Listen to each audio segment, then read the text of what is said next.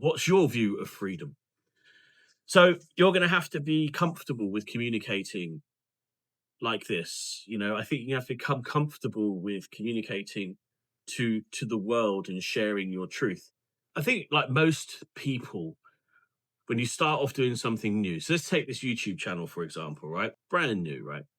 Um, because it's something that interests me. It's excited. I've wanted to go down this YouTube route for a while because it would benefit my business, of course, but my business has run for the last 15 years without a decent YouTube channel. So, what benefit would it have? Well, having an active place for me to communicate with people like you, to have a place to capture all of my thoughts, to allow you to kind of look into my world, see how I think, see what we do, and then, choose to move further down the path with me is absolutely massive, be a huge benefit, right?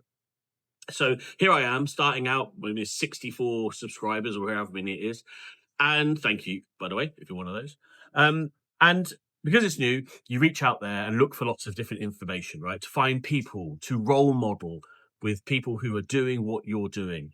And in that role modeling, it's very, very easy to copy. It's easy to look at someone's thumbnails and go, oh yeah, I'll take that. It's easy to look at someone's camera angles or their layout or the way they talk or what they're doing and think, okay, that's what I want to do. Because yeah, copying success, copying, a successful process is actually a very legitimate way of growing a business. Role modeling, copying other people.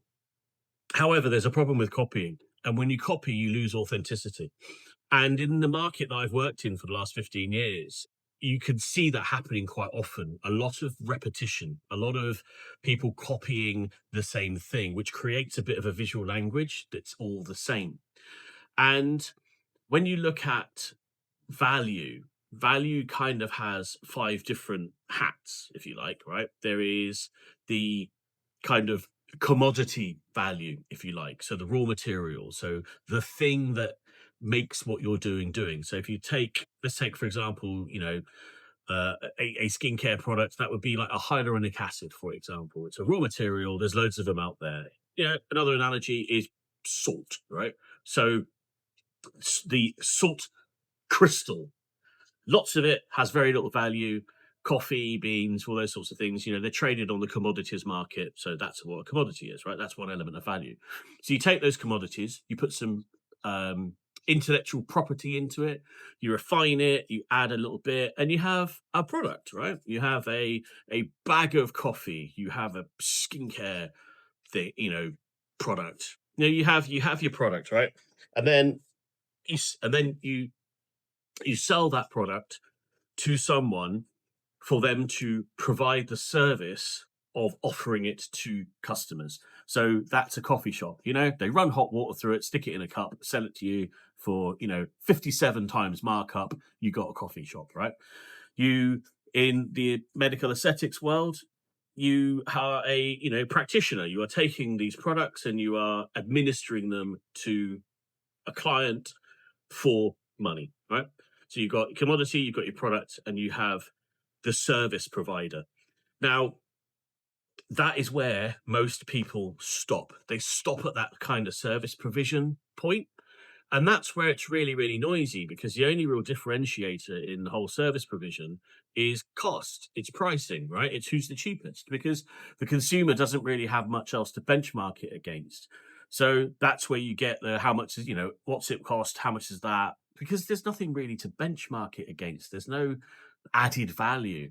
And what I have done over the last, 15 odd years is help people establish added value. I've helped them to understand that them as a human being, the experiences that they provide and the transformations that they create is the thing that differentiates you in crowded, noisy marketplaces.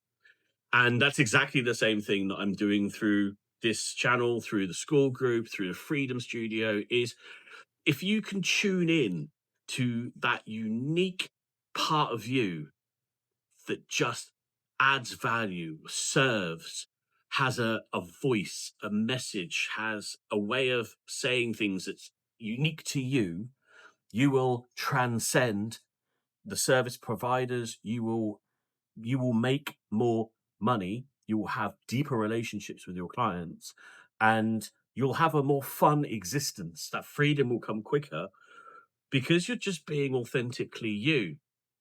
And I'll give you a great example of a branding job that we did. And I had a client approach me, and I had a look through, her marketing, and it was okay. It didn't really leap off the page, but it was clean. But I kind of expected, it to be a sort of middle-aged woman who I would be speaking to on the call. Call jumps on, and there's a full-on goth right in front of me. And I was just kind of like, wow, I didn't expect that. And the conversation that we had was basically around, well, why didn't I expect that? It's because her marketing was communicating to a client group who she thought she should be speaking to rather than who she wanted to speak to. So we had a bit of a quick rebrand. We changed everything, and she basically became the go-to practitioner for goths in her area, and the business lit up, all because she suddenly started being authentic, and she had more in common with them, you know. So my point in all of this is, and how it's kind of relating to this whole YouTube channel, is the deeper I go into it, the more I am realizing that the key to this is the key to everything that I've been talking about for the last 10 years, which is that authenticity will win. Now, authenticity is a word that gets thrown around an awful lot because it's easy to say, but it's difficult to do. And because authenticity requires bravery, it requires you to do things like this, to share your truth, to be honest with yourself and honest with your customers. And it requires you to alienate people, because only by rejecting can we attract. We talk in marketing, I talk about resonance and dissonance. If you're watching this and you're sort of thinking, why is this twat sat in his garage wearing a big coat? Well, one, because it's October in the UK and it's cold and the garage door is open, so I need to wear the big coat.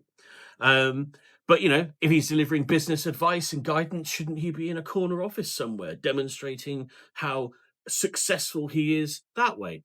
Yeah, maybe if that's your bag, then that's fantastic. But the way that I demonstrate my success is actually through demonstrating freedom that I have. I can do this. I can create all these different things. I can create belts, and I can go out riding on my Harley, and I can jump in the van. I can go for a drive. I can spend time with their family. Um, and I can support my clients, and I can work with you. I can choose. I have self-determination. I am not tied to any one particular place. I am not tied to an office. That for me is free. That's my freedom. And if you were to put me in a office and say, right, you need to be in this room 9 hours, 8 hours a day, 5 days a week, that's a cage for me. So I have a different view of freedom, right? That's totally cool. What's your view of freedom? So you're going to have to be comfortable with communicating like this. I think you have to become comfortable with communicating to the world and sharing your truth. And the more that you do that, the closer to freedom that you're going to get. So I have a school group. I talk about this quite deeply in the school community. Which, if feel free to jump in. The links below. So what I'm saying to you essentially is that just lean into it. Lean into the unique parts of you that you maybe have been afraid to share, because that is the bit that's going to connect. It's the bit that's going to help you cut through the noise. If you're visually disruptive and you like wearing loud, bright colors, but you feel that you should tone it down for your audience, no. I say wear those bright colors, because you're going to attract an audience that likes you wearing bright colors, right? There's a lid for every pot, and you need to go out there and find the right lids for your pot. And the only way you can do that is to show them what's the pot. That's a very strange analogy. We'll leave it there. Take it easy, guys. Catch up with you soon. Jump into the school group. Give me the whole like, subscribe, and follow thingy. Like, subscribe. Yeah, whatever it is. Hey, I'm still a novice at this. I'm working it out. Catch up with you soon. Take it easy.